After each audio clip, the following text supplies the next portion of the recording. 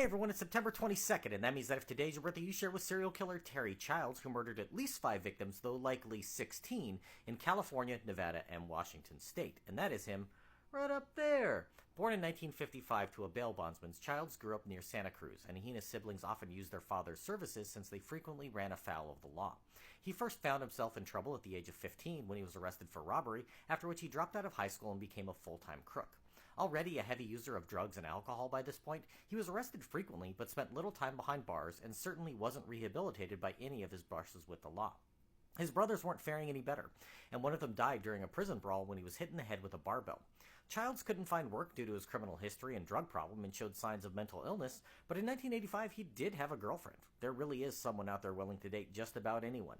He was now 29, and he and his girlfriend were arrested for having an unregistered mortar simulator, which is a device used to train soldiers on how to launch mortar shells on the battlefield.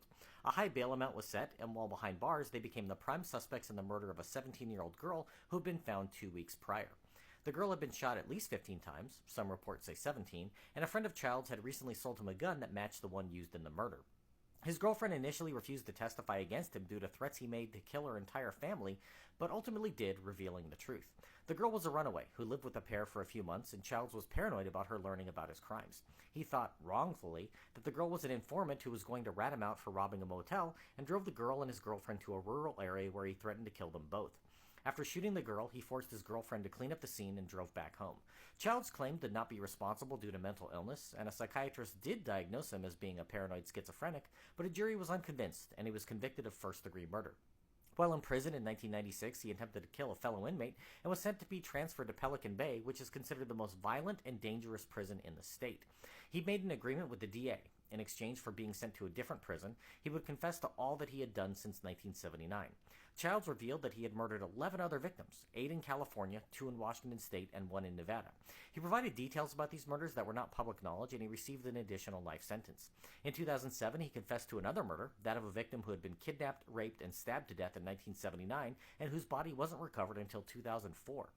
2016 saw confessions to 3 additional murders, though he was only charged with 2 of them in court, where he pleaded guilty and received 2 additional life sentences.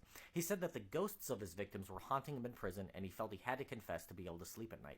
Childs died while behind bars at Salinas Valley State Prison in February of this year, having spent the last 38 years of his life incarcerated. If this is your birthday, I hope you have a great day. Leave me a comment so I can wish you a happy birthday.